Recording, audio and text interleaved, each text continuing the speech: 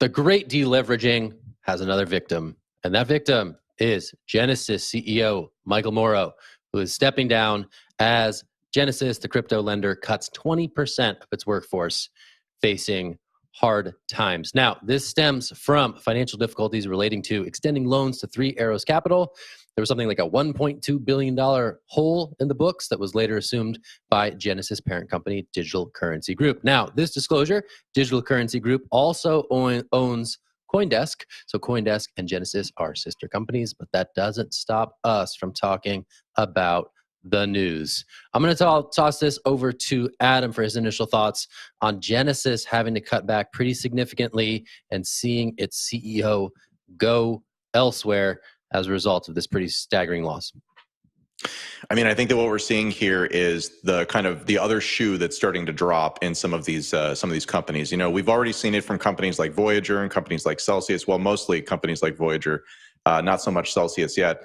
I mean, ultimately, these are big bets that these companies made. If they had paid off, they would have been geniuses. They did not pay off. Instead, they blew up in their faces. And so this is just naturally what happens. Honestly, a $1.2 billion loss and all you're doing is leaving the company, I feel pretty good about that. That seems like a less worse outcome than certainly you could see from something like this. What do you think, Wendy? I'm very sad. The entire market and all the layoffs, all of the crypto contagion has just made me really, really sad. Another thing that's kind of problematic to me, like I understand that there's these big losses and these big holes, but at least I think that we should kind of keep people employed because bear markets are for building. They're for building. That's how I was able to build my channel successfully. I know so many other people that have built great things, but if we keep letting talented people go, how are you going to be able to build and grow when the next bull market hits? Either way, I'm just very sad. Jen? You know, when I read this story, I thought about the Do Kwon interview we spoke about this week. You know, so much of this happened because of the Terra Luna contagion. And just thinking about that interview and thinking about him saying, well, I didn't know this was going to happen, and kind of shrugging it off and it not really acknowledging the human element on the other side of this. 52 people lost their jobs at just Genesis. This is 20% of the company. It makes me sad, Wendy, and I think we can say that, a lot of these companies didn't properly prepare for a bear market, but I think they also didn't properly prepare. They also maybe didn't think that we could have contagion to this magnitude kicked off by such an event that, no one expected. And so it is sad. But Adam, I'll pass it back to you. I think I saw your hand go back up. Yeah, so I think that there's a couple of different things here. One, you can talk about individual impacts, and you can talk about what happens to individual human beings, and that is very sad in large circumstances. Honestly, though, I'm pretty happy to see the failures that we're seeing. I hope we see more of them. I don't hope that because I like failures. I hope that because the reality of it is that that's the way that we make progress, is that companies come along and some overextend and some underextend, and the ones that overextend and the ones that underextend, right? Like you judge the environment wrong. And then the market says, okay, no, you were totally wrong about that. Go do something else that's more valuable, right?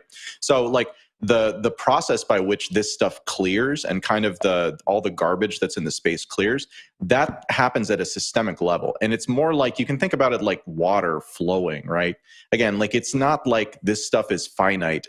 The opportunity will always be there. It's just a question of what's the vehicle that we're using to chase that at any given time. And if these things aren't allowed to fail, then we wind up having companies that aren't doing a good job, but are sucking up resources, sucking up talent, and really doing nothing useful with it. So again, it's better that we try a lot of stuff. Some of it fails. We learn from that and we go on. Wendy, back to you.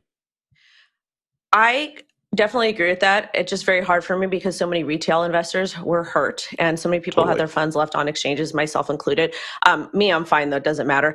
But one of the things I do want to say is this just goes to prove to the SEC and to any of these ivory towery third-party bodies that just because you're an accredited investor or an institutional investor doesn't mean that you're more able to invest in the current market, because we're seeing this now with all these institutional investors and these accredited investors taking these massive losses, just like retail. Yeah, I mean, again, just a big black eye for crypto lending, right? We saw it on the retail side with Celsius and Voyager. Here, this is a pretty big one for the institutional side of the crypto lending market. To see these cuts happen, certainly significant. Last word to Adam.